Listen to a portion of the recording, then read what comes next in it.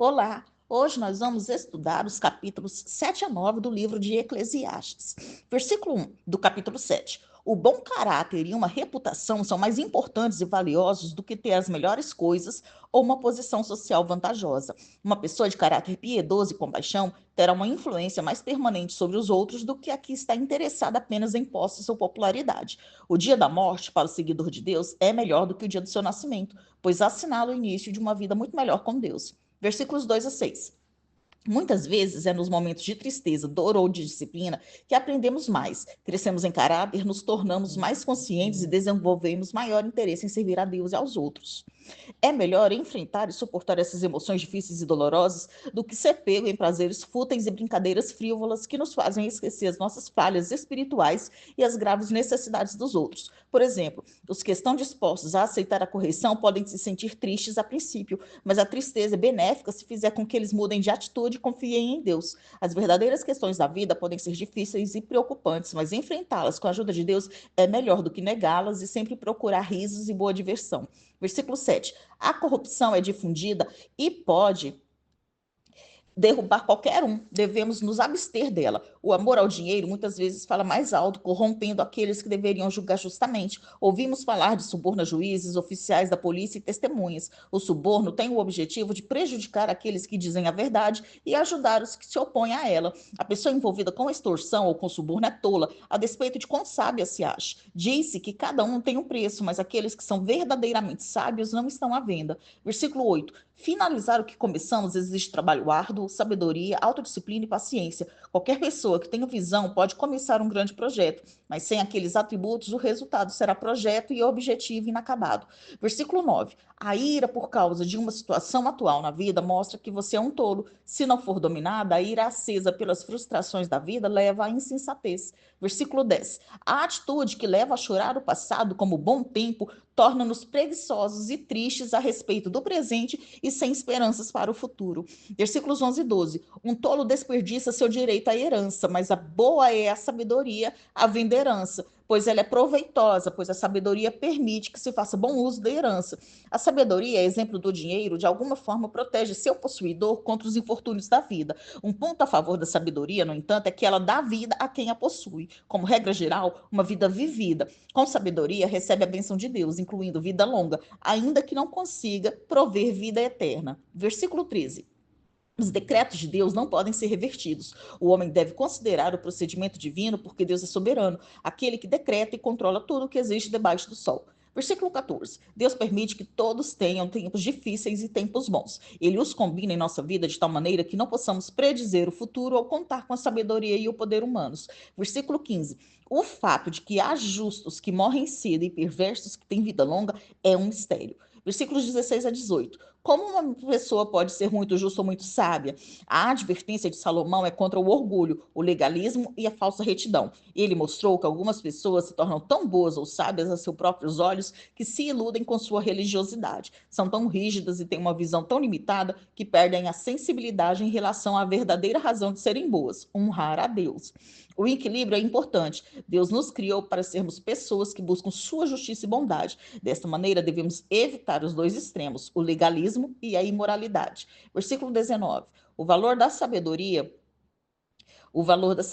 está na sua capacidade de trazer bons resultados na vida. Versículo 20. O que o versículo quer dizer é que todos são culpados diante de Deus. Todos, por mais que tentem, acabam cometendo algum pecado. Versículos 21 e 22. Isso quer dizer que não se deve ser melindroso ou curioso quanto à conversa dos outros, para que não acabe ouvindo algo que o ofenda. E mesmo se ouvir, você já disse coisas que magoaram os outros. Assim, a admoestação é para ser paciente e compreensivo para com todos e evitar muitos desentendimentos e tristezas. Versículos 23 a 25. Salomão, o homem mais sábio no mundo, confessou quão difícil havia sido agir e pensar sabiamente. Enfatizou que não importa o quanto sabemos, sempre há mistérios que nunca entenderemos. Então, imaginar que se tem sabedoria é um sinal de que, na verdade, não a possuímos. Versículo 26. Essa é a mesma mulher sedutora a respeito de quem Salomão adverte os jovens em Provérbios. Versículos 27 a 29. O pregador admite ser incapaz de decifrar a grande parcela das pessoas que encontram, sejam homens ou mulheres. Mesmo quando consegue compreender pessoas do seu próprio sexo, tal empreendimento bem-sucedido é extremamente inexpressivo, pois entre 1000 homens só achou um. A única conclusão definitiva que ele consegue tirar é que Deus fez o ser humano reto, mas ele se meteu em muitos problemas, isto é, o indivíduo não se contentou em permanecer em seu estado de retidão, mas pelo contrário se rebelou contra Deus. Agora nós vamos estudar o capítulo 8. Versículo 1 do capítulo 8. A verdadeira sabedoria é um produto raro. Para a pessoa que a possui, a sabedoria faz reluzir o rosto. Ela é tão evidente para os outros como se estivesse escrita por todo o rosto. Do mesmo modo que a estupidez do tolo também fica evidente para os outros. Versículos 2 e 3. O pregador lembra ao conselheiro do rei que seu dever é ajudar a impedir que o rei tome decisões tolas por causa do juramento feito a Deus. Isto é, por ter feito em nome de Deus um juramento de serviço ao rei. Em um mundo decaído, há reis tolos que promulgam ordens imprudentes, mas isso não significa que um conselheiro esteja livre para se desligar totalmente de seu senhor. Ao mesmo tempo, porém, ele não deve exercer uma obediência tão cega ao rei que venha a envolver o que é mal. Versículos 4 e 6. A 6. Como no mundo antigo, os monarcas tinham uma autoridade quase absoluta. Era necessária uma grande dose de coragem para questionar a sabedoria das decisões do rei. O conselheiro sábio, contudo, encontrará um tempo e um modo adequados para fazê-lo.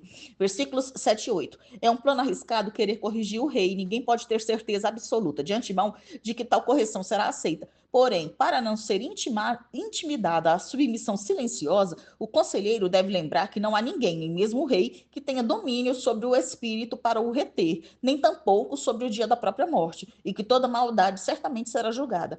Versículo 9. Não aproveitem oprimir os outros. Os governantes que oprimem o fazem para sua própria desgraça. Versículos 10 a 13. Salomão observa que os perversos que não temem a Deus aparentemente não são castigados por seus pecados. Pelo contrário, eles vivem vidas longas e recebem o tratamento que deveria ser dado aos justos, tal como um sepultamento honroso. Sem dúvida, Deus tem razões para permitir que isso aconteça, mas não as revelou à humanidade. Portanto, também isso é uma vaidade inexplicável. Não se deve concluir disso, entretanto, que não faz diferença alguma temer ou não temer a Deus. O pregador insiste que em tudo que ocorrerá bem para os que temem a Deus e que nada correrá bem para o ímpio.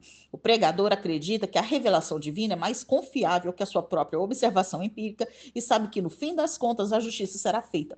Versículos 14 a 17. Não existe nenhuma explicação satisfatória para os justos receberem o tratamento que deveria ser dispensado aos perversos. Esse mistério não pode ser completamente resolvido. Portanto, não devemos ter tanta obsessão em tentar desvendá-lo a ponto de deixarmos de desfrutar as dádivas de Deus. O ser humano não pode compreender a obra que se faz debaixo do sol. A verdadeira sabedoria inclui a humildade de admitir que o homem não consegue decifrar plenamente toda a realidade em um mundo decaído. Agora nós vamos estudar o capítulo 9.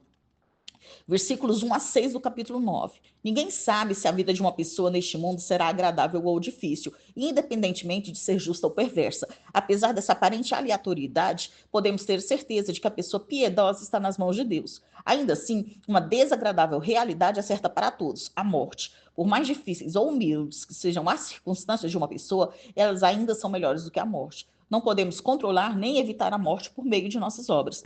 Mas há pessoas que tiram uma conclusão errada disso. Elas presumem que, por não haver nada que possam fazer para mudar o fato de que a morte aguarda a todos, elas podem também deixar de lado toda moderação e viver para si mesmas. O coração delas está cheio de maldade e desvarios. Na verdade, Eclesiastes quer que levemos a morte a sério. Se assim fizermos, perceberemos quão passageiras são as paixões que estimulam nossas vidas. Contudo, o desespero e o abandono de si mesmo não são a resposta. Versículos 7 a 10. A resposta adequada à morte é considerar a vida como preciosa. Atos simples como comer e beber devem ser feitos com bom coração. Usar vestes alvas e ter óleo sobre a cabeça refere-se a estar vestido como para uma festa. A mensagem é que devemos considerar a maioria dos dias como tempo de celebração e não de lamentação. Aproveitar a vida com a mulher que você ama se refere a encontrar prazer sexual da forma apropriada com a esposa. Versículos 11 e 12. O pregador não nega a soberana organização dos acontecimentos humanos feita por Deus, mas admite que, do ponto de vista humano, finito e falível, muitas coisas que sucedem no mundo parecem ser resultado do mero acaso. Versículos 13 a 16. Nesta anedota, um pobre, porém sábio, concebeu uma estratégia que salvou sua cidade da destruição. Isso prova que a sabedoria é melhor que o poder, mas a falta de poder do homem resultou em ele não ser adequadamente recompensado pelo seu trabalho.